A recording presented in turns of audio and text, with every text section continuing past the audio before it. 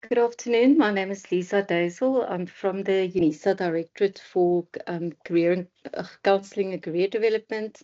A very warm welcome this afternoon for our final career talk for this year.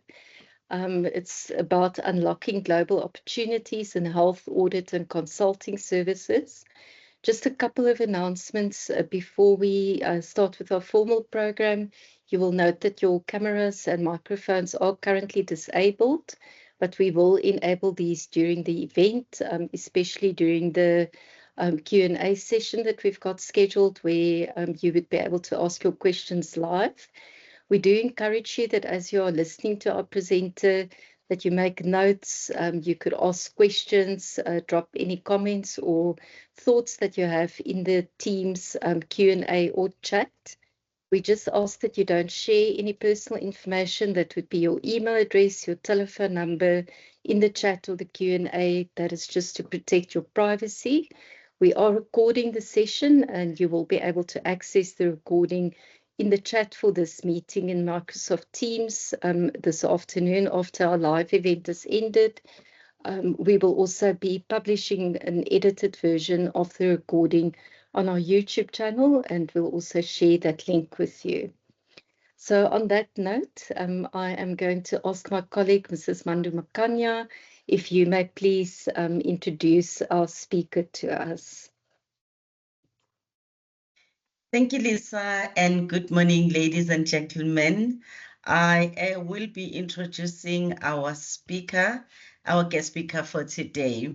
And therefore, I am going to switch off my camera as I do so. It is my privilege to introduce Mr. AMAVA, Amos Kova, a visionary leader and accomplished entrepreneur whose career reflects both strategic insight and a deep commitment to youth development. Ladies and gentlemen, he was born in the rural Eastern Cape village of Mkumbu, and raised in a farming community near Knysna. And our speaker, ladies and gentlemen, as formative years were shaped by the values of service, perseverance, and education instilled by his parents. He holds an MBA and a postgraduate diploma in management practice from Henley Business School, complemented by executive education from Wits Business School and the Gordon Institute of Business Sciences, known as GIBS. His distinguished career includes senior leadership roles in talent management, graduate recruitment, and educational transformation, spanning organizations such as Nedbank, CIMA, SAICA, Global Talent Solutions, and Registry. As the founder of the South African Professional Network Association, known as SAPNA, and AMAVA Talent, he has played a pivotal role in advancing professional networks and global healthcare talent management. Recognized for his unwavering commitment to excellence, our speaker, ladies and gentlemen, continues to shape opportunities, inspire future leaders, and drive meaningful change across sectors. Ladies and gentlemen, I would like to invite you to join me in warmly welcoming Mr. Amos Kova to our virtual podium with a round of applause, please. Over to you, Lisa. Thank you. Thank you so much, Mrs. Makanya. Mr. Kova, you are welcome to go ahead. Thank you very much. Good morning, everyone. Thank you so much for the welcome. I'm excited, privileged, and honored to be here today, and once again to share with you some of our experience when it comes to global opportunities, which I think is becoming increasingly important for our South African young people to explore. What I've done today is that I've invited two people who are working abroad, who are South Africans, to also join us in the session. I will introduce Zandile properly later on to talk about her experience, and then Rosa is also going to join us. But thank you once again, Lisa and Mrs. Makanya, for this opportunity. So the brief was for me to talk about unlocking global opportunities in health, audit, and consulting services. So please note that most of my presentation will be focusing on those three sectors: the health sector, audit, and consulting. Zandile is a nurse. So she will speak about her experience in the health sector, and Rosa later on will talk about her experience in the consulting / audit space. Lisa, I am sharing my screen. Please let me know if you can see my slides. It works with a mouse, but it doesn't want to work with my finger. So I thought I would start off my presentation with the why question, why we should consider global opportunities. Now, I'll share later on that I myself spent about 5 years abroad earlier in my career. But first and foremost, the main reason why global opportunities should be explored is because a lot of you hold qualifications and experiences that are in demand. So the world needs a lot of your skills. If you look at the health sector, there's a global demand for public health professionals, nurses, health data analysts, especially around since COVID. There's a lot of work that needs to get done globally around research, preventing certain diseases, etc. That's why, that's the first reason why we should consider global opportunities. Obviously, the flip side of this is also that a lot of professionals, especially in the health sector, that migrate to first world countries are leaving for better career prospects. If you can earn better money in a different, stronger currency, why not? And international experience always looks good on your CV. If we look at the audit space, multinational firms always look for talent around skills when it comes to IFRS, for instance, which are the International Financial Reporting Standards that can be used globally by professionals. If we look at the risk management space, cross-border regulations, international trade, immigration, and data protection, there are a lot of skills that are in global demand. So as a South African, if you hold these qualifications and this experience, it makes it easier for you to be considered globally or internationally. And then lastly, when we look at consulting, there is a high demand for strategic thinkers and problem solvers. A lot of the consulting firms are looking for people, with MBAs, the right undergrad qualifications, especially young people these days, who are willing to go abroad. In fact, the best time is to go before you are settled and you are married and you've got kids. It's easier to move earlier in your career. Lisa, I saw a hand that was raised. Would you like me to pause for that question? Let us hear Nosipo. Just allow your microphone. Nosipo, do you want to ask a question, or can we keep it for after Mr. Kova is done with his presentation?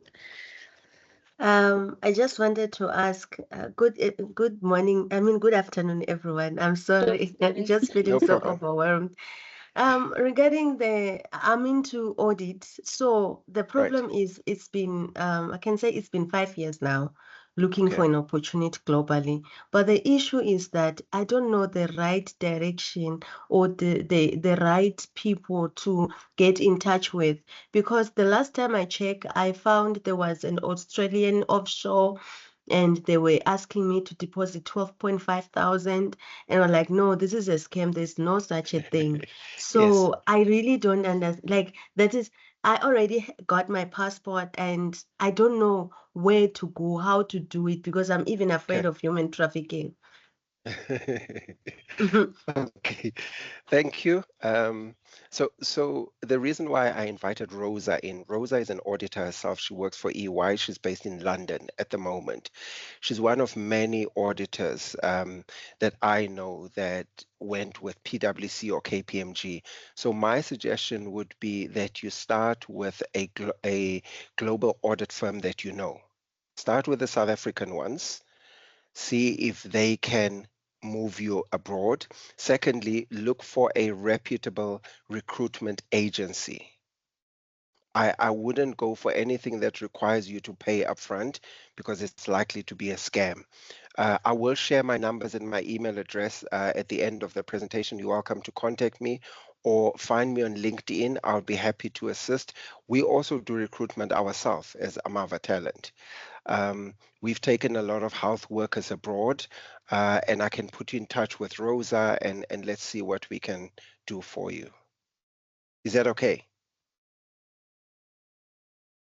Awesome. Thank you. That will be great. Sorry to answer late. Thank you so much. Yes. Cool.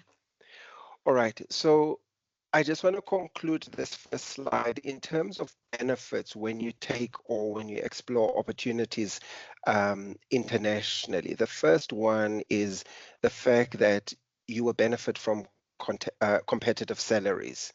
Anyone who worked in South Africa will tell you, if you move abroad and you earn pounds and dollars, it's so much better. It might not be crazy salaries in the US or in the UK where you will be based, but when you come back to South Africa, the exchange rate enables you to do a lot more. I've seen a lot of young professionals who have gone overseas for like 5 years. During those 5 years, they save up money or they're able to do tangible stuff back at home, pay off debt, build help their parents finish off their homes. So those are small things, not directly related to your career, but they do advance your life in some form or shape. And then exposure to international best practice, you learn a lot by engaging with international professionals. Yesterday, one of my friends who works for one of the banks, for instance, who's been in the US, was sending me pictures of a dinner they attended, pictures they took outside the White House. So you really come back with having learned international best practice and incredible networks as well. And then in terms of career growth and cultural exchange, it's a huge benefit. It opens up your horizon. You get to understand and appreciate other cultures, and you never know. I mean, I have a crazy story of a young man that my mom hosted probably about 8 to 10 years ago from Germany. He was on his gap year, stayed with my parents for about a year and a half, and he went back to Germany. We lost contact with him. And this year, this boy found us. He is a PhD doctor now. He found us on LinkedIn. And it was incredible. I mean, he's married, he's got 2 kids as well. I've got 3 kids. I'm married. We're talking about visiting each other. So it's incredible the kind of networks, the future networks and doors and opportunities that could open for you when you explore these opportunities. Now, I'm just going to talk about key trends that shape each of these sectors. Zandile would know and agree to this. And Zandile, I'm going to bring you after the slide. In the health sector, some of the trends include things like telemedicine, global health systems, AI in care. And there's so much since COVID that gets done around the use of AI, how drug discovery and development, the use of robotics, for instance, assisting in surgery for precision. Because if you think of it, robots don't get tired. If you have a doctor that had a heavy weekend and they're operating on you, they might be a bit shaky, they might make a few mistakes. You'll find that with robotics, technology is very, reliable. Other trends include in the audit space, digital auditing. There's huge reports now being done around ESG, the use of blockchain. I mean, ESG is huge around reporting. Corporates need to be socially responsible around their green energy, their footprint, etc. There's a lot of technology and trends that get used around that, and a lot of South Africans can add a lot of value in those areas. Consulting, there's a lot of remote consulting opportunities that's data driven. I mean, there are quite a few companies that you can apply to, that you could work for remotely. I've got quite a few candidates that I know that are based in South Africa that are servicing clients abroad in the consulting space. In terms of where the real opportunities sit for growth and where technology and AI is being used, it's mostly the Middle East, Asia, Africa. These are huge hotspots in terms of growth. I've seen so many new projects and products that are being tested out in these markets. The one I saw recently was a data pen, for instance, where home-based care workers go out and see people, and they've got these pens, digital pens that records data about patients, and that information gets fed directly into a system where people at clinics and hospitals can see when these people need, medication and so on. So there are a lot of opportunities that can still be explored in some of these emerging markets. Now, these are some of the recruiters that you could look at, or some of the consulting audit companies, those in the health sector, and there are more than these. But I would say start here. All the audit firms, all the consulting firms, the international health bodies, chances of being scammed are non-existent here. Before you try anything that you don't know of, I would say make this your starting point. And I hope that answers the previous question that you had. Okay, now, before I talk about how we can prepare, Zandile, if you could unmute, please. Please introduce yourself and tell us why you chose to take up an opportunity to work abroad, because I'm sure you could have stayed in South Africa. I'm going to stop sharing, Lisa, because I would like to see Zandile. I'm sure. Zandile, you're welcome to go ahead. Hi and good morning, everybody. I hope everybody is well. Oh, sorry, it's still morning on my side. Actually, it's afternoon now. So I am Tombi Zandile Ntsotho. You can call me Zandile, of course. I actually have born and raised and studied in South Africa.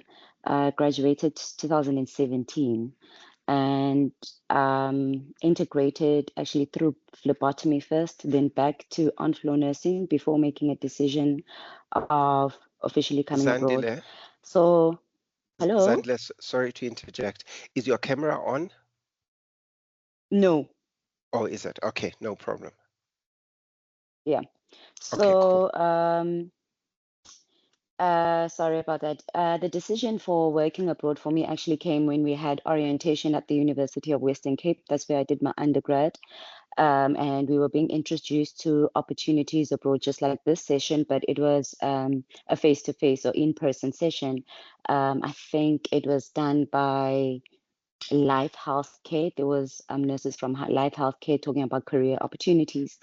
And it was at that point, I was still doing orientation within my first year. And it was at that point I had decided, you know what, I'm definitely going to give myself that opportunity of exploring what healthcare is like beyond my own country.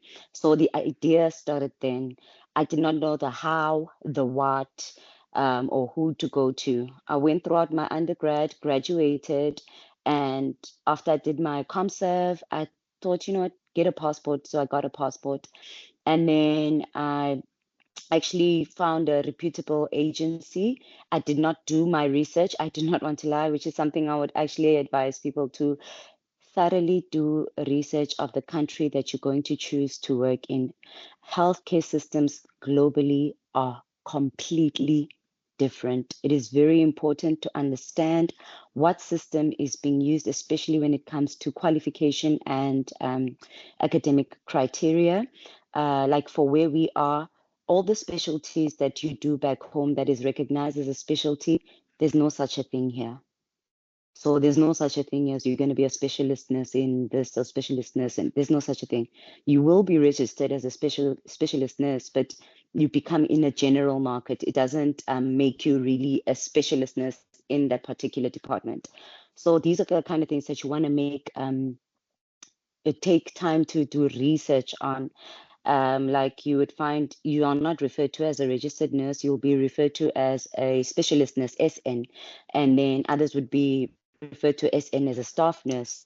You go out to like countries like Canada, you'll be RPNs, there will be LPs, LPNs. So it's very important to do research on the qualification and academic standard that you're going to fall in when you are going into new countries. And the other thing is reputation matters. So where you are now or today, whether you're a student, whether you're still exploring your work or work pathway, it's very important to hold up a high reputation. I'll make an example for myself. At the institution that I started to work as a registered nurse officially, there was no one who was like me with my same background, anything. They took a chance. But because of the reputation I held, it's more easy for everybody that was like me to integrate and get the system of that particular institution, which was a very like well-known institution and a high reputation as well. And these are things that matter when you are coming abroad, because even when you're filtered with the agencies, they're going to first look for the one that has the same professional and academic background as the person that they have seen performs well when they are here in the institution. That's why when you get abroad and you're like, oh my God, it's all the alumni I saw on campus, or it's all the people that I've been doing practicals with at a certain hospital, like namely in Cape Town. About 70% of the people I meet here, I've seen them as when we were students in Grooteskier. We weren't in the same institutions, but we have the same background, you know, of working. So reputation matters. Where we put our footprint matters. And when you arrive in a country, hold up that reputation, because you are not identified as an individual. You are identified as your country. They refer you as the South African. So you have to maintain and uphold that standard that you have arrived in. So footprint is very much important, because once one person ruins that image, it just ruins that opportunity of a market for everybody else. And then also you need to just consider that everything requires a form of investment for it to go through. The lady that asked, I know her questions was regarding or revolving around consultation, but within healthcare as well, our agencies, they do require you to make payments for certain processing of documents. It is not cheap, because it needs to be converted at international prices. So yes, it's very important, like Sir Amos said, it's very important that you make sure that the agency you are using is reputable, so you don't get scammed. But every single place requires you to make that financial investment, so that they do like translations, and they do transcript reviews of your academic and your qualifications as well. They need to do validation, and a lot of processes goes in the background. And when you start the process, you need to be patient as well, because it's quite lengthy. It's not immediate. It is not instant, because the agencies correspond with international places. For example, here, a week starts on a Sunday, ends on a Thursday. That means a weekend is completely different. So if they corresponding with an international place, their holidays are different. Things will take time, and it could be slow. Sometimes process can be fast, but it is going to take some time. So you need to be patient. You need to be financially planned be abrupt in leaving your current position and just focused on this new journey that you want to go in. You need to plan out everything well.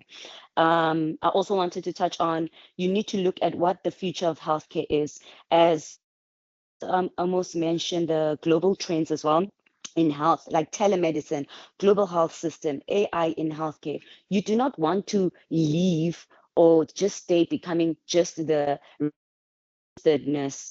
You need to be able to think and want to explore, how do I integrate cases that will keep me and my current qualification relevant? So if you want to explore in telemedicine, you need to find out what courses and what institutions do I need to be in affiliation with to further broaden myself into telemedicine or into global health systems and AI in healthcare.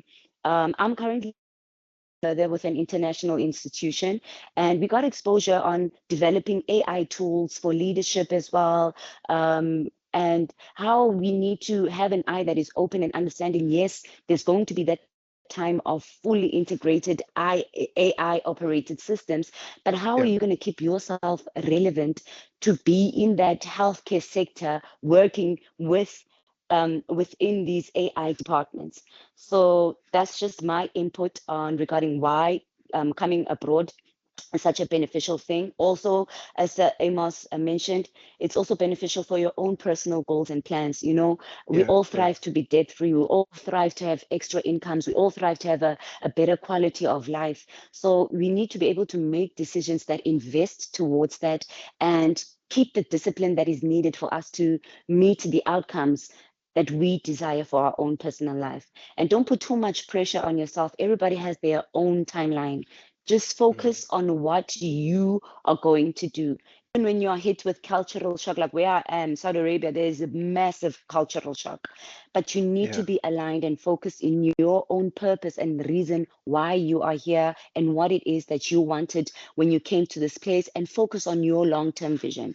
So that is my input around this topic. Thank you very much, Sir Amos, and thank you very much to the institution for having me as well. Can we please give Zandile a round of applause? Thank you so much. Zandile, thank you. I always love it when people hear from people who are still, you know, abroad in it and you know, currently working through it. Thank you so much. Please, if you have any questions for Zandile, we're happy to take them. Shall we take one or two questions, Lisa, and then move on? Yeah, sure. Well, Zandile is still on the call, then we can release. Do you still have time, Zandile, to take two questions? Yes, sure, that would be okay. Awesome, cool. I'm just checking the chat if there are specific questions. Cool.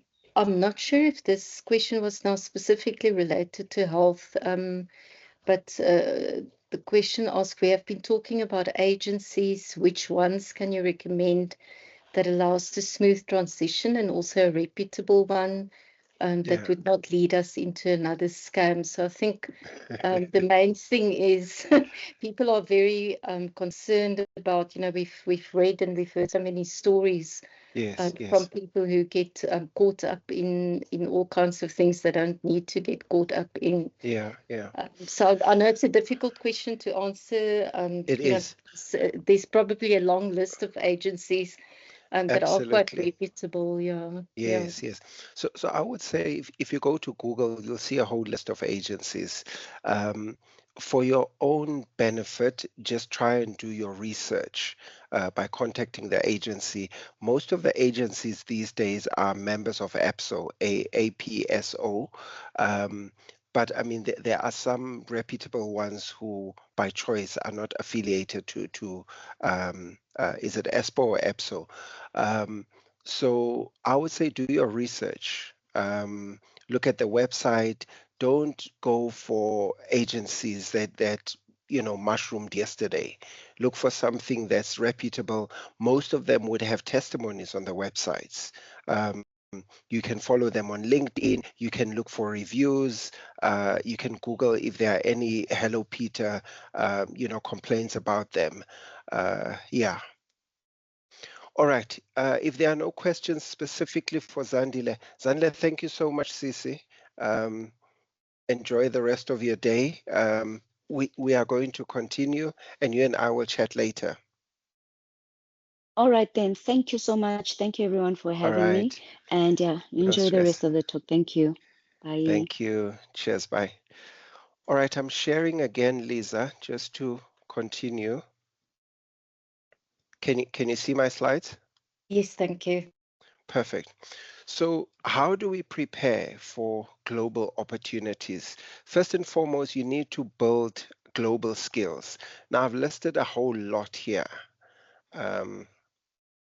Sorry, let me just go back. So I've listed a whole lot of certifications. Zandile spoke a lot about qualifications, certifications. In the accounting space, there's ACCA, CPA, PMP, data analytics, AI. I mentioned IFRS before. Languages are also increasingly important. If you want to work globally, there's a young man that I worked with years ago when I was at Nedbank. He left to go and teach English in China. He is still there today. But before he left, he started learning his international languages. So if you have the time and space, learn French, Arabic, or Mandarin, depending on where you want to end up. In terms of gaining experience, they even offer virtual internships these days. Try and get something international or abroad. You can even volunteer globally with NGOs, and then there's a lot of freelance consulting that you can do. I've noted the hand. I'm going to take it after the slide. And then number 3, I like what Zandile said about networks, the fact that she's seeing a lot of the people that she studied with at UWC now in abroad. So same thing, start building and leveraging your networks locally to grow into global opportunities. LinkedIn is useful. The Unisa alumni itself, attending global career fairs and joining some of these international associations. Lisa, can I take that question that came up, or the hand that was raised? It's really up to you. We don't mind. I have unmuted the microphone. Butley, you are welcome to go ahead and ask your question. Butley?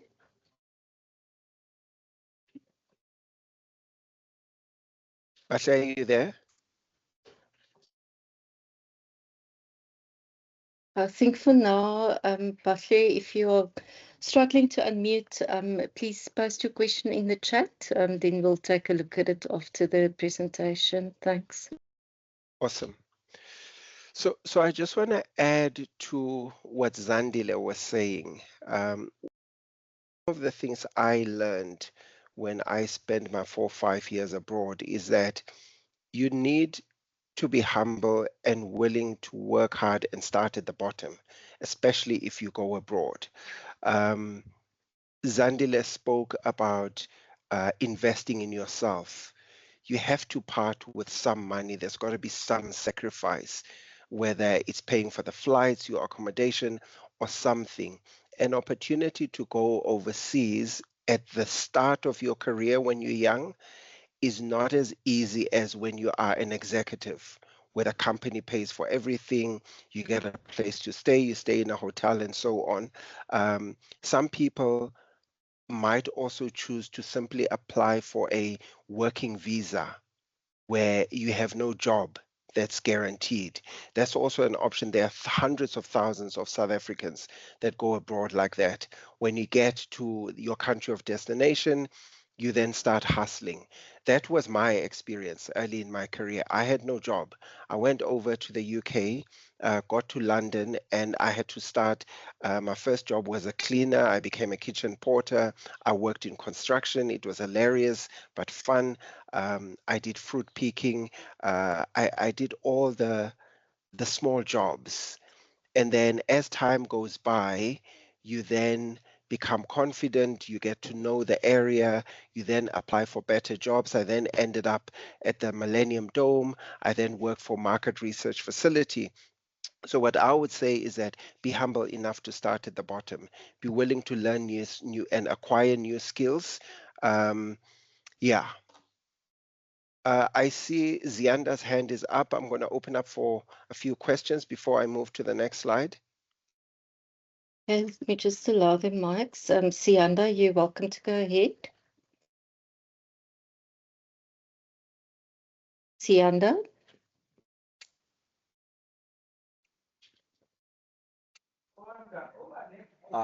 Can you now hear me? Yes, Yes, thank we can. you. Okay, thank you guys for a lovely presentation. I just saw a question from Esther Mupandwana. I'm not quite sure if the question has been addressed, but I think I'm in the same or similar situation as her. And just do me a favor of just going through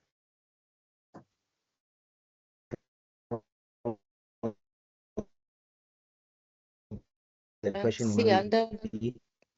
Sianda, sorry, you're breaking up, but I think we get the gist. Almost maybe just for you, the question from Esther was around how easy is or difficult is it to go abroad with a psychology degree? Because to be certified and licensed as a psychologist in South Africa, you need your master's. Does it work the same way abroad? So, sorry, who's the question from, Lisa? This was what Esther posted on the chat. Yeah, okay. But Sianda, who now spoke to us, it said he's in the same boat. Yes, yes. Yeah. Okay. Esther and Sianda, please can I recommend the following, because I'm not sure, but I'm willing to find out for you.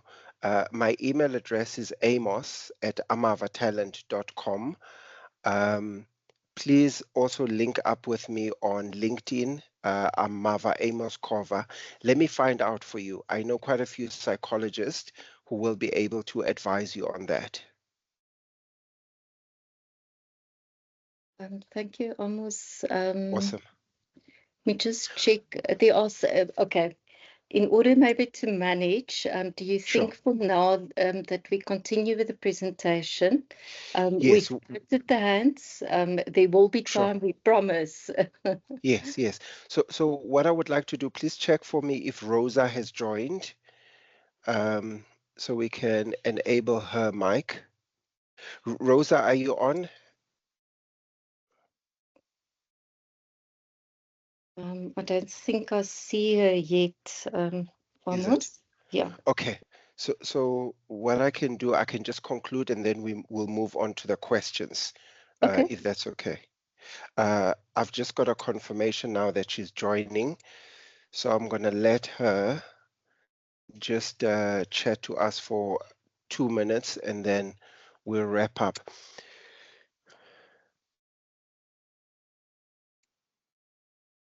So what? Rosa, Oh, is it? Yeah. Cool. All right. I'm going to stop sharing. Rosa, how are you? Hi, can you guys hear me? We can, and we can see you. How are you? I'm good, and yourself? Great, good to see you. Okay, so Rosa, thank you for joining us. We've spoken about international opportunities in the audit space, health, and consulting. And then I told the guys that you're going to be joining. Maybe just tell us who you are, where you come from, and where you're currently at, and how you got the opportunity. Yeah. Hi everyone. I am Rosa Kapai. I'm a qualified chartered accountant. I qualified a couple of years ago. I know I don't look it, but I'm much older than I look. So I am currently based in London. I'm working for one of the big four accounting firm in risk consulting. This is actually my second time working overseas. I first worked overseas when I qualified as a newly qualified CA. Back then, my reasons for going overseas were very different, and it was also much easier because the audit firms were very much creating opportunities for us to travel, to work in different countries. There were different type of opportunities within the audit firm. So I was with Deloitte initially. They had secondments to the US, as well as what they call the like long-term secondment, what they called mobility. At that time, it was much easier to get a visa. I think most people I knew took advantage of the opportunity to go and live overseas, especially within financial services. So usually your first start is where you are working, and if you're working for an international firm, you try and take that opportunity because it's generally easier to move from company to company overseas. This time around, obviously, there were a little bit more things that you need to think about. Obviously, as you get older, like things like, family, it's a little bit more difficult. There's also the age factor as well that some countries do consider. However, the opportunities are still there. There is a shortage of chartered accountants in most speaking English nations. So that will be from Australia, Canada, United Kingdom. I got the opportunity via a referral. So I knew somebody already that was this side. But so therefore they put my name in for a role that became applicable. So I work in financial services. There are still a lot of the banks are not necessarily sponsoring, but a lot of the audit firms are still sponsoring. There's still a need for chartered accountants within the audit space, but increasingly within the risk space, just because of the sheer number of regulations that are increasing, as well as also the move to digitalization, technology, as well as artificial intelligence. So they're consistently looking for people, especially within those fields. And as a chartered accountant, don't limit yourself to just finance. They are, right now, my main client, a lot of technology, a lot of AI that I'm using. I'm working with legal, so don't limit yourself to, oh, I'm an accountant, so I can only do finance. Try and direct your basically like your career towards what the world needs, let's say, or what is out there. So there are still opportunities in South Africa, but I also had to think about what do I want as well for my future, and what opportunities there are for me in South Africa versus overseas. And I know as South Africans, we love our country and sometimes we don't want to leave, but South Africa is going nowhere. South Africa is going nowhere. Table Mountain is not going to move. Kruger National Park is not going to move. So take that opportunity, guys, especially in the current environment, the current climate. There's a lot of geopolitical risks. So if you have the opportunity to, especially you guys are still very young, they love young people, because when you get to a certain age, they are, like I said, there are age limits. So always, look out for, especially the big four, the big six actually, or actually maybe even big seven. So include Grant Thornton, include BDO as well in there. They're always looking for people, especially young people. Fantastic. Rosa, thank you so much.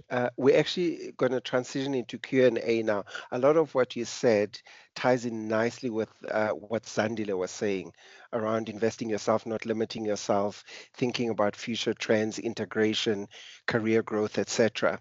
I'm going to open up the floor. Are there any specific questions maybe we can start with questions for Rosa, and then we can open up the floor for any questions. Thank you so much, Rosa. And I saw one question earlier in the chat before we go to the hands. With regards to audit, isn't IT auditing also in demand, considering the emphasis on cybersecurity since 2020? So maybe just from your side, okay. So that's also, again, if you're talking about auditing, you spoke about being specifically involved in risk. There are also many different areas related to auditing that one could take a look at that is growing at the moment. Exactly. So I think traditionally as accountants, audit has always been the accounting, the financial part of auditing. But there's increasingly been a demand for technology audits. And as you stated, it's not just limited to cybersecurity. There is a lot of data integration. There is a lot of, like, within financial services, as an example, a lot of the big banks, insurance companies are moving to more digitally based, like, platforms and tools, etc. And those need to be audited. And a lot of us, the traditional auditors, we were so focused on finance. A lot of us don't even know, like, basic system integration, as an example. So there is, and also with AI coming in and becoming like something that almost all companies are embedding. Everybody's having their own versions of ChatGPT. Where I work currently, we've got our own version as well. Those things also need to be audited for, like, again, cybersecurity, data breaches, data regulation as well is very, very big, especially in Europe. It changes every single year. So there's a huge demand in terms of people who understand data and how data works and how it integrates and how it goes from system to system. So yeah, like I stated, don't limit yourself as well to just accounting, but also to technology-based type audits as well. Awesome. Thanks, Rosa. Thank you, Rosa. I'm not sure if you would be able to comment, but there are also 2 questions about internal auditing. So, what would be the kind of opportunities if somebody then goes the internal auditing route and not the CA route? Definitely, there is still opportunities. And in fact, I actually think the opportunities for internal audit has increased. I don't see as much, like, roles within internal audit, like when I'm looking. Because what actually is happening is that a lot of chartered accountants move into internal audit. So I worked in internal audit actually for 4 years. That was my first time in London, actually. And even now in my current role, I still speak to, like, the internal audit partners. Sometimes they're looking for someone. They might be like, oh, Rosa, you did internal audit. Even though you are in risk consulting, can you come and help us here? We've got a project that aligns with basically your expertise, that type of thing. So even within technology is not just limited to external audit, it's also internal audit. Because even, for example, data, there is finance data, but then there's also different types of data. There's also legal data. There's, as an example, like investment banking data. There's product data, that type of stuff. And internal auditors are also required to do that. So there's definitely opportunities for internal auditors, especially if you are, I'll say also, like, you qualifying newly qualified internal auditors. So South Africa's internal audit qualification is recognized in most English-speaking countries. So there is also a demand for it. But where I've also seen a bigger demand is internal audit within the regulatory space, and also internal audit within the sort of like investment banking space. So global markets is very, very a key one now. A lot of our clients are always looking for people who have worked in internal audit, but also global markets, because that combination also tends to be very rare. So yeah, so definitely is opportunities. It's just about looking, but like I stated, the banks currently are not sponsoring as much. They tend to rely on people coming in via audit firms and then getting their, maybe like indefinite leave to remain or getting their residency via the audit firms, and then they'll usually like target you once you're like in an audit firm, type of thing. So, but within an audit firm, always look at internal audit part of the career website, and you will find that there is opportunities. Awesome. Lisa, how are we doing with time? I think it's now 10 to end. Yeah, we're supposed to end at 1:30, so I think we're still doing well. Oh, okay. Yeah, maybe I see there's another question that came in directed to Rosa. Precious is asking, please advise what would be the most relevant international career path that I can enroll on after advanced diploma in accounting in order to meet international career opportunities until I reach chartered accountant. So it's maybe for somebody who's in kind of like transition. They haven't registered as a chartered accountant yet, but they've got some kind of accounting qualification. Yeah, okay. So as stated, a lot of the companies who are looking for accountants to come and work in like finance, etc., Yes, there is. I know in South Africa, generally speaking, they prefer chartered accountant's qualification, right? Which is a little bit sort of like, unfair, but unfortunately, it's the reality. Overseas, there isn't really a, let's say, like strict around like, oh, you have to be a chartered accountant, to work as an accountant. In fact, that you'll find that some of us actually in external audit, I used to work with guys who studied history. There was a guy who became a chef and then became an auditor. So here the culture is more that we prefer people with a diverse background, but also it's first world countries. So somebody might have studied at Oxford and then did and studied I was at food technology, and then they feel that based on what they know, they can do certain types of audits, right? Because audit is not limited to finance, it's also about understanding different types of businesses. So what I would say is that, right, so currently right now there is a lot of sentiment around too much immigration, etc. So they are becoming a little bit more stricter. So while you are waiting for the accounting to become a CA, you can still look for roles where you can get into. So for example, like right now, external audit, I would say is probably the number one way I'm 100% sure they're going to sponsor and they're going to hire you, because external audit has got very, very high turnover. They always look, the big four are always looking for people, especially newly qualified people. So even if you are not necessarily a chartered accountant with accounting background, but if you've done some form of audit, or you can get that experience in South Africa before you can come, that will probably be a plus for you. Then, in the UK, South African accounting is recognized. So maybe you might also need to look at maybe trying to come here via maybe, let's say, like a student visa, and try and maybe go for one of the UK sort of like accounting qualifications. Like I think CIMA is recognized here. There's ACA. There's a couple of few ones also, like in financial management, etc. Maybe you can come in for, let's say, for example, for 1 year and then look for a job while you're here as a student in one of like the big four. Then the other thing as well, you can also maybe go the internal audit route as well, if you can try and get maybe some of that experience, etc. The one big thing about sponsorship overseas is that there is a salary limit. So because of the salary limit, sometimes as a graduate, it's difficult to get a job because the salary is a little bit too high for a graduate.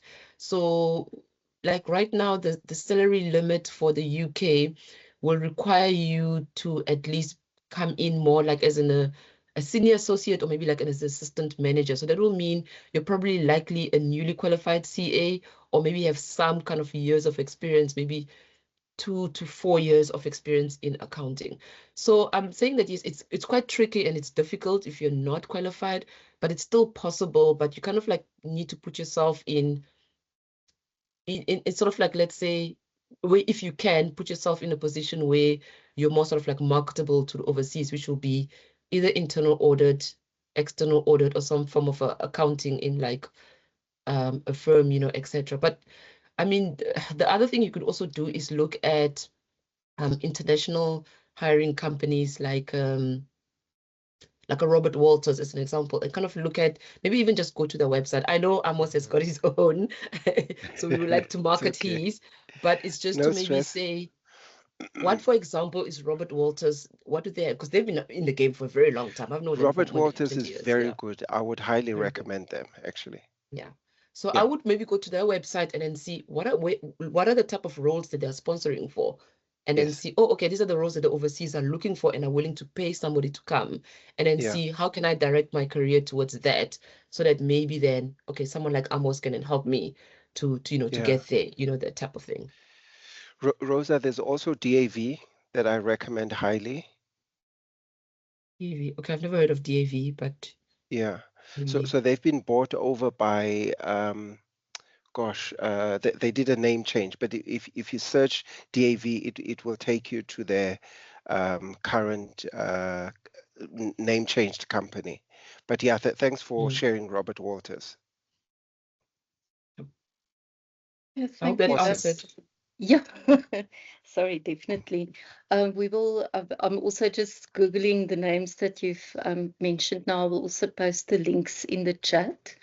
Thank you. I don't see any more specific accounting, auditing questions. So I'm not sure, Amos, do you want to let us release Rosa, or do we go to the hands and just hear if there is still somebody that's Let's from just the... check if there's Okay. somebody before we release her, because it's Okay. hard to find Rosa. While we have her, I think we should use Oh, her. so we must keep her. I'm 1 hour. I'm 1 hour behind. Actually, I almost got the time wrong. Is it? Yeah. Thank you. Okay. All right. So I'm just going to ask, I see there are 4 hands up. If you have questions specifically for Rosa, who's in the accounting auditing field, if we could have those questions first, and then we will go over to other hands. Nosipo, your microphone, is your hand still up from just now, or you have a new question? I was before. Okay, no problem. Yeah, thank you so much, Rosa, to join us. I'm actually in the same field as you, but the issue is I'm struggling with CTA. That one. Sorry. Hey, Sorry. I started just hang in there. so I wanted to go to overseas by the age of 24. And now I'm 30. I've been dreaming this. I'm holding up with this dream, but I can't find the Ish. exact route. So my question is, I just want to ask, I just have 4 years experience in accounting, yeah? And I don't have any, like, I only belong to SAICA for now, but next year I'll be transitioning to ACA. So my question is, can I go to overseas with just my degree and 4 years experience? And maybe even if I can start a cleaning job there and start looking for something while I'm finalizing my ACA qualification. Yeah. Actually, yeah, that is a good question because SAICA is also in the UK. In fact, this weekend we actually had brunch with the new CEO this past Saturday. So they do have a presence in the UK, and I know they do support South Africans in the UK that are writing exams. The only difference is that a lot of the South Africans in the UK that are not yet qualified as CAs that are writing SAICA exams from the UK, they tend to be people who already have like British passports via ancestry, etc. Right? So you are coming in as in like you definitely need a sponsor. So you need a company to actually be like, okay, we are bringing Nozipo over. She's coming to work for us, so we're going to give her a passport. But yes, it is possible to come here without a CA qualification and write your SAICA exams from actually the UK. You will write it as part of, I think, the ICA, which is the Institute of Chartered Accountants for England and Wales. They do partner with SAICA. And in fact, us as SAICA individuals, we can actually go to their events and that type of stuff, like at a fee, etc. So I think they do provide that. The thing is coming over, as stated, like right now, the sentiment is very much they're looking for external auditors.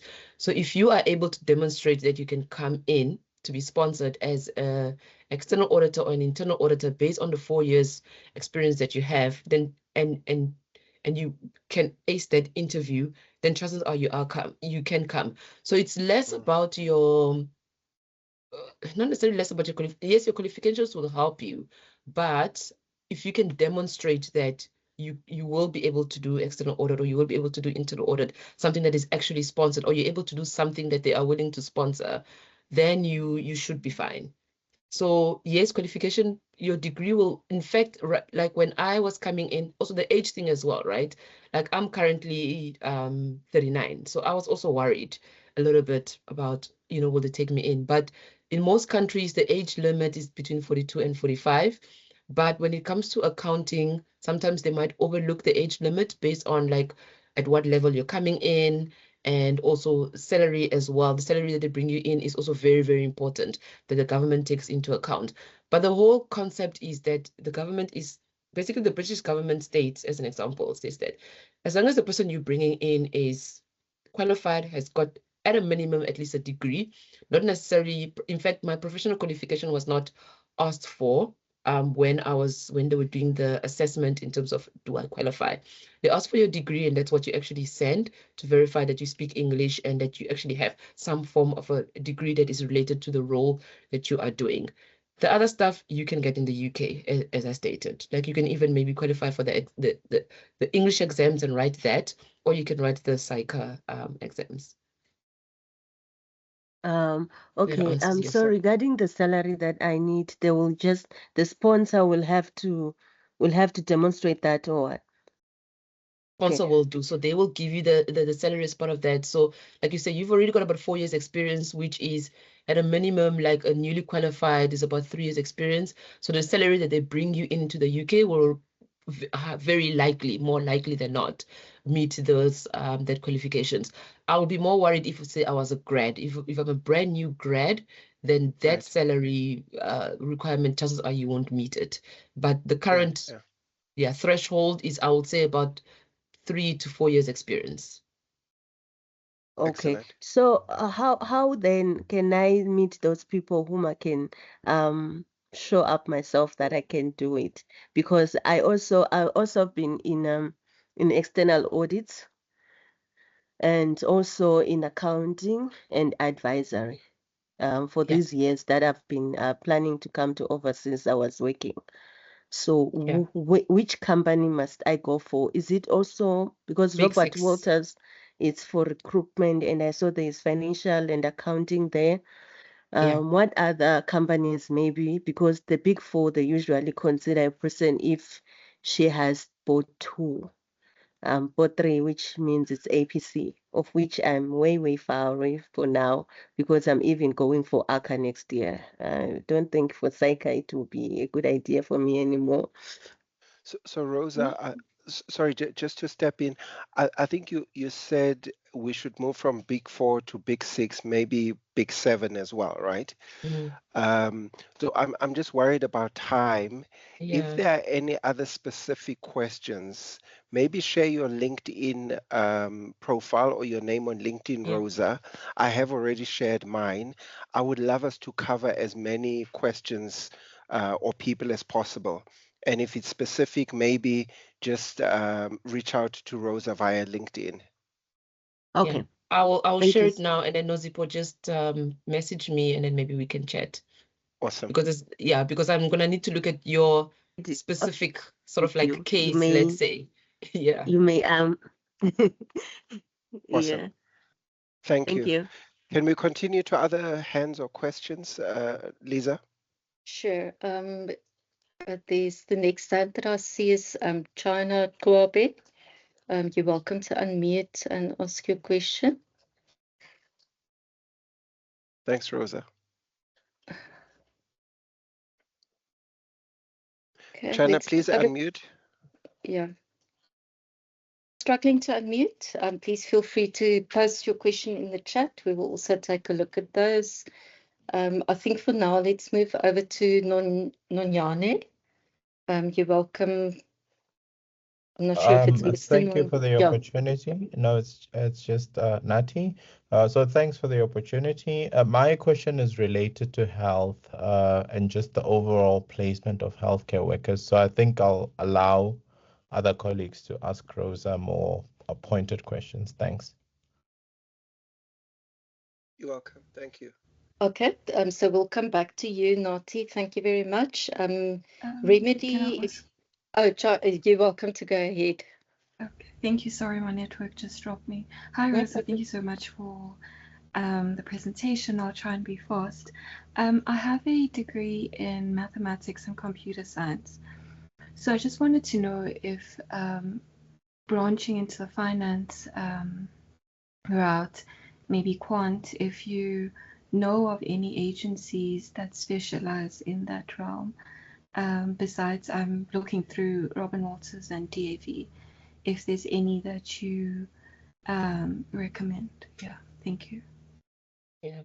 I'm not currently because that's not my field, but for example, with the Big Four firms, like the qualifications that you're talking about, it is very much in the tech field. So if you went to maybe all 6, 7 of their websites and checked out opportunities within there, you'll probably find something. Yes, but so currently, no, I don't have any ones that specialize in that. To hit me up on LinkedIn. I'll connect you for that one. Thank you, Koza. Thank you, Amos. Sure. Thank you. Let's move over to Remedy. Okay, thank you guys for the presentation and the opportunity to ask my question. I just wanted to find out from Rosa, how easy is it to do my articles in the UK, maybe with the Big Four? Look, because of the visa situation, it's more difficult than not. So most of the South Africans that I know that came in as like postgraduates are the ones with already existing visas or existing like passports. They got family sort of like related passports or, you know, that type of stuff. So they already are resident here type of thing. For a graduate, the only way that I know personally is either to come in as a student and study something further in the UK, either via scholarship or you have to pay yourself, unfortunately, because here it's not that, it's not cheap, it's not free compared to like Europe, but there are maybe opportunities in Europe where you could get a scholarship. So you just have to look at what scholarships there are there. But if you do come in as a graduate and you want to do your CA, yes, it is possible for as long as you're a resident. So, for example, we've had South Africans, they finish their accounting, maybe let's say at UCT Pretoria, they come to the UK via the existing visas or passports, then they start the process of becoming a chartered accountant with either SAICA in SAICA UK, or so basically with SAICA, but via SAICA UK, or with ICA EW. So it means that you register with the audit firms, they will actually help you with that, similar to how they help you in South Africa. So you write their exams depending on what you studied, but I do believe they've got far more exams than we have. So you would probably more want to rather continue with SAICA if you're coming from a South African university, but the ICA EW also is the same. You also get your ACA. We call our CASA, they call theirs ACAs. They just have a few more exams that you have to sit. Oh, okay. Because I think, was it beginning of this year, I saw that, I think it's Ernst & Young, if I'm not mistaken. The application started this month. So I was like, okay, how does this work? I didn't understand it, so I left it. I was just looking for a training office for 2027. Is it South Africa? EY South Africa? No. United Kingdom. Yeah, because I think even though the applications are open, you need to check the visa requirements. It's probably for people who already have existing visas, because I think that coming in as a trainee at that salary probably won't meet the threshold for the salary for visa. Oh. So okay. I would rather try and get into South Africa, work for 3 years, and then use the secondment opportunities to then come to the UK. Okay. And then the other one was regarding age and getting into consulting, maybe strategy consulting or management consulting. How easy is that side? Because that's kind of my interest once I'm done or qualified.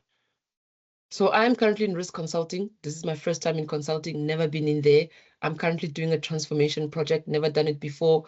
So, I mean, my interview was based on sort of like internal audit and risk and controls, etc. But the work that I'm doing is slightly different.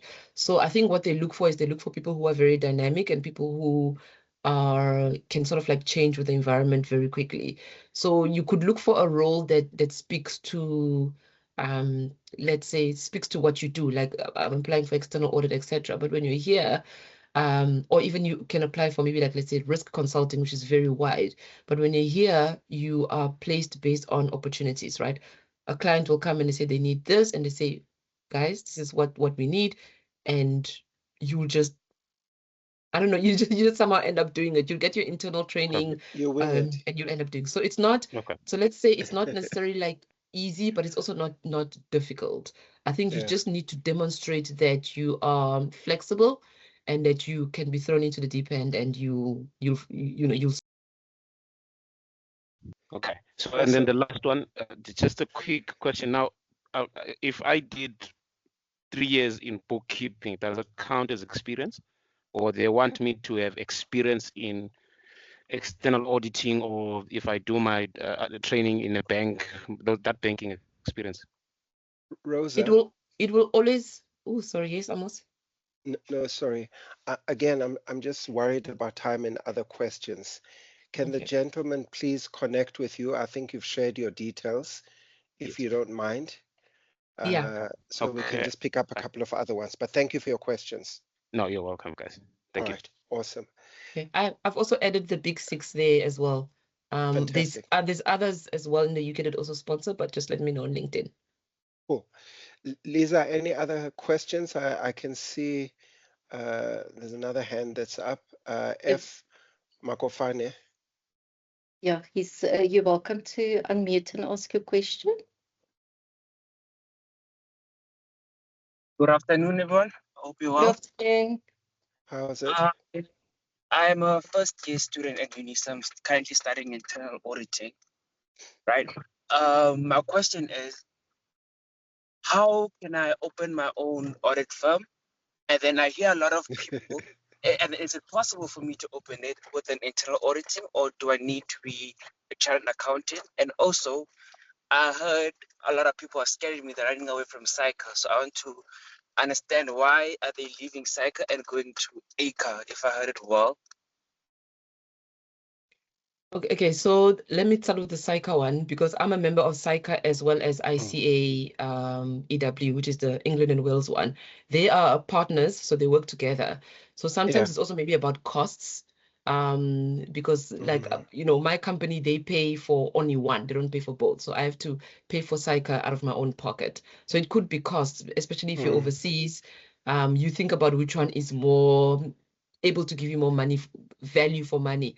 And sometimes it's better the local one, because there's more opportunities, in terms of events and that type of stuff. So it's not people are running away from SAICA. SAICA is a world recognized qualification. Yeah. It will always it's a preference, right? Yeah, it's mostly about the costs. Yeah. And then in terms of internal audit, in order to start your own internal audit firm, and similar to accounting, internal audit is its own professional qualification. You need to be registered. So you can't just be like, oh, I'm starting an internal audit firm, because whatever companies that come to you to provide that service, they're gonna need to. You need to make sure that they're getting it from someone who is actually registered with the internal audit. I forgot what it's called, the Internal Audit Association. I forgot what the name is, but the is that. Yeah. No, not IRBA. IRBA is actually for accounting. The East one, I think it's the International Internal Audit, IIA something. IIA. Okay. Yes, that's right. Institute of Internal Auditors, sorry, IIA, Institute of Internal Auditors. You definitely have to be registered with them. Look, it's right now, once again, please chat with me on LinkedIn. I know people who started their own firms. It is a very tough market. Very, very tough. It's rough. But if you want specific, saturated, and very you saturated, need yes, the right networks. Yeah.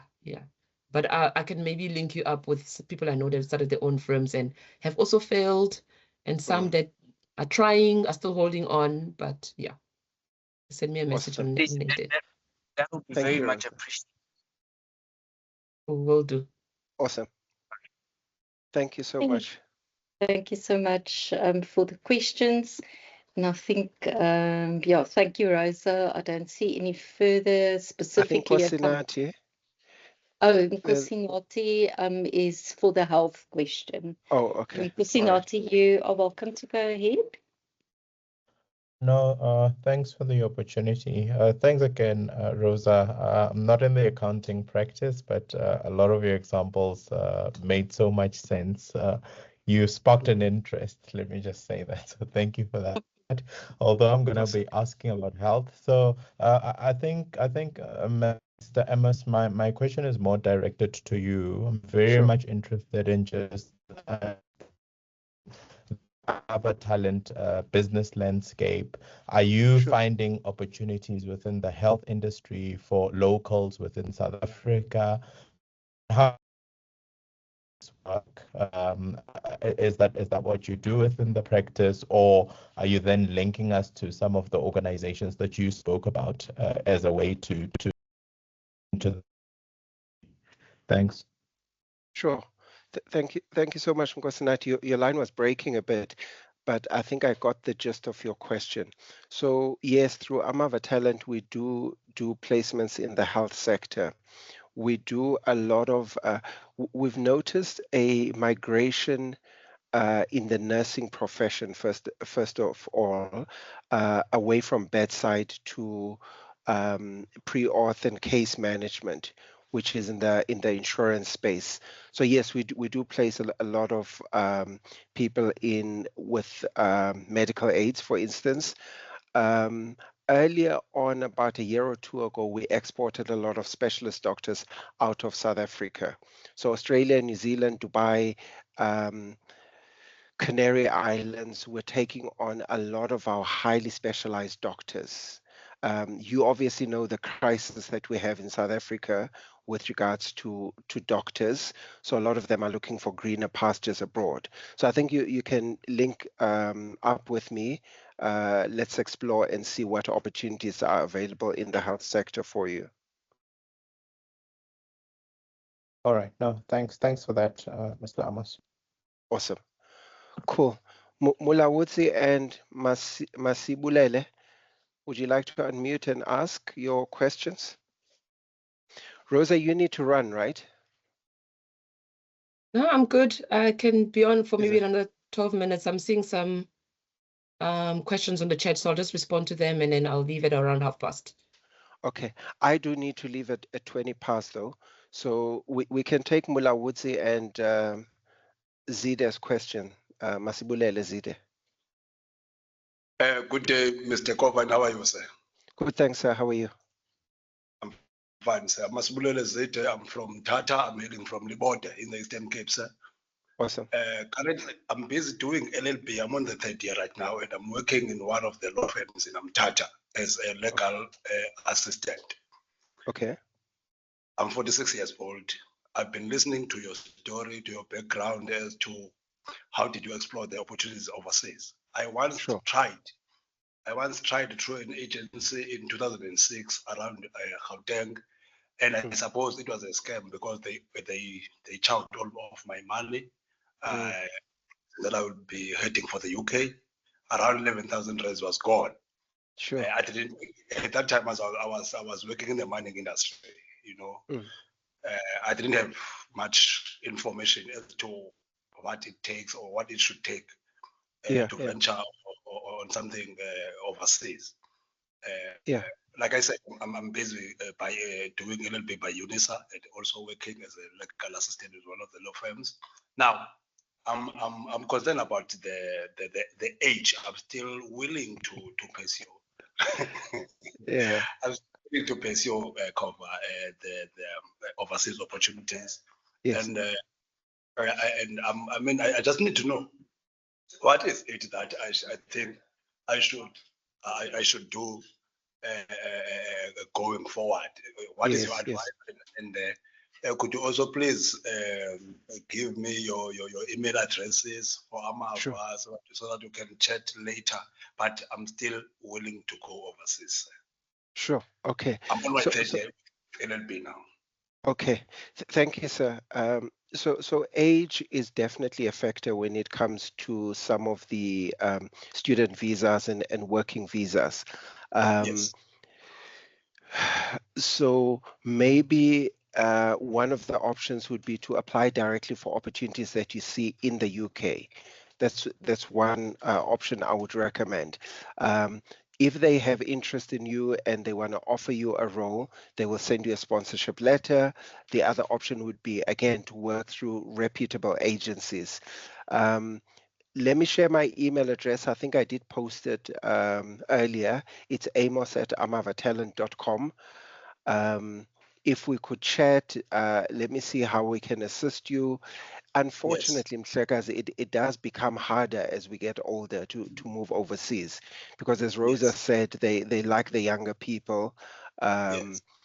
But if you can drop me an email, let's chat and see if I can refer any agencies that are actively recruiting or any opportunities from yes, websites. For any opportunities, yes.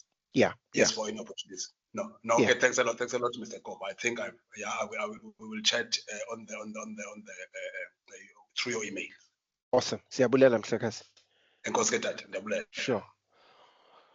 Awesome. Yes, I'm just looking at the time. I Yes. was saying that you also need to leave. I think I will just do, yes. summarize. There were a couple of questions from students who are studying other fields of study. I saw public relations, I saw communication science, we had the Yeah. psychology question. So just as a general feedback, you have invited students to connect with you on LinkedIn, to also drop you an email to the AMAVA Talent email address, to talk about, how you can support or assist. And then the second lot of questions has also got to do with exploring, applying for opportunities with international organizations, but working remotely in South Africa. So I'm not sure if that is also something that you can support with. I can definitely advise on it. Okay. Yeah. So maybe just to, because our speaker needs to also get to other appointments, and we also need to end our session. I think we can be here for the rest of the afternoon if we have to answer all the questions. But you have a very generous invitation from Mr. Kova to please reach out, as well as from Rosa. She has also been responding to some questions in the chat.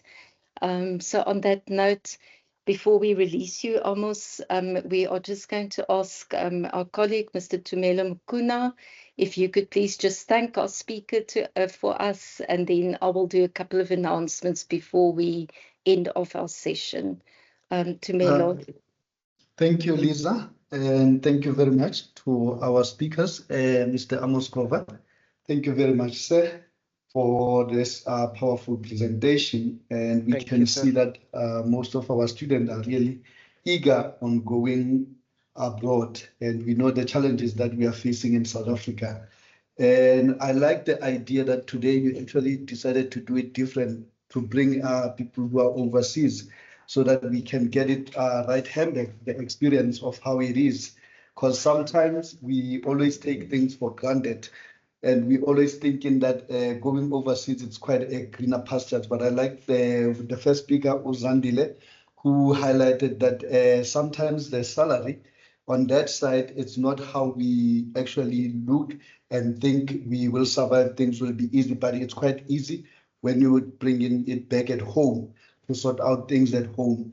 And I also like the idea that Uzandile highlighted the reputation to inform our students that once they go abroad, they need to bear in mind that they will be raising the flag of the country. So they will be representing us as South Africans. So if they can actually take, I wish they actually took notes from our first speaker on almost everything that she highlighted. And I also like to thank Miss Rosa from this industry, which is quite difficult to get access on, which is the finance industry, especially with the students who are qualified now as CAs. I think now they know that they can actually look for opportunities in those Big 5 or Big 7 or Big 6. I'm not even sure what we're talking about, but I see we got animals in the finance sector, the Big 5, Big 6, Big 7s. So I think our students took notes of those, and they will make sure they use those agencies to try to get jobs abroad. And obviously, we wish them nothing but the best in securing jobs overseas and making sure that they represent our countries. And thank you so much, Mhlekazi, to always making yourself available to assist our students. I know you've actually done a lot of presentation for DCCD, and we are quite humbled as Unisa KZN region today to host you for the first time. We always follow on the YouTube channel to see the good work that you're doing for our students. And thank you very much for actually making this particular date for our student. I think they were quite disappointed last week when we had to postpone and then try to buy time. But I think they are quite excited that they actually managed to get this opportunity to learn in terms of what's it's actually needed overseas. Because we know that most of the time they always targeting to go and teach English. But we thought that one maybe is now it's easy for everyone. Let's see other career fields where our students they can also look for better opportunities. And thank you very much, Ms. Rosa, for making time and making sure that you stay up until the end and to make sure that you try by all means to answer the question from our student, and also giving out your LinkedIn so that our student will be able to continue to communicate with both of you. And then thank you, Mr. Kova, for also sharing your email address. I kept on sharing it on the chat so that our student will continue to contact you after this so that you can be able to guide them. Thank you very much, colleagues. And Thank you very much, Mama Kanya, for organizing this. I know it's not easy, but you always make time to make sure that things are running smooth. Unisa, she's always doing an excellent job. We can see today she was the program director. She did a welcoming speech, and then she also tackled the Q&A. So she's actually jack of all trades for our directorate. Thank you very much, colleagues, and thank you very much for our student for making time and asking relevant questions. And I hope you will continue to engage with Mr. Amos and Ms. Rosa, and they will be able to guide you to make sure that you're taking the right steps, and all the best with all your studies. Thank you very much, colleagues. Thank you, sir. All right, everyone. Take care. Thank you so much, Thanks, Rosa. Thank you, Rosa. Cheers. Bye. Bye, Rosa. Bye. Cheers. Okay, so from my side, just before we leave, just 1 minute, I'm just sharing some further resources with you. The one is called the PNET Grad Pack. This book is available free of charge. You can download it from the PNET website using the link or the QR code that's on your screen. So this book, as well as the next one, which is called Grad Next, contains a lot of information that you can use to help you prepare for future opportunities, basic things like putting your CV together or your resume, personal branding, interview skills, salary negotiations, and all of those issues. So please take some time to download these books and refer to them when you need support. Then I've also in the chat asked you that we would appreciate your feedback on the workshop or the seminar that you attended this afternoon. Excuse me. So if you could just take about 2 minutes to complete the online evaluation form, it will really help us to make necessary adjustments to our future events. Excuse me for that. So on that note, as I said at the beginning, today is the last formal career talk that we have for this year, but we would really encourage you to visit our YouTube channel. I have posted the link, but I will also post it again in the chat. There are recordings of many or all of our career talks on there. I saw some questions about, how to set up your LinkedIn profile, things around interview skills, managing your career. So please also take some time to go and look at those recordings in between your time that you're spending to prepare for the exams. So on that note, I'm going to end today's session, and we wish you all the best with your future endeavors. Thank you.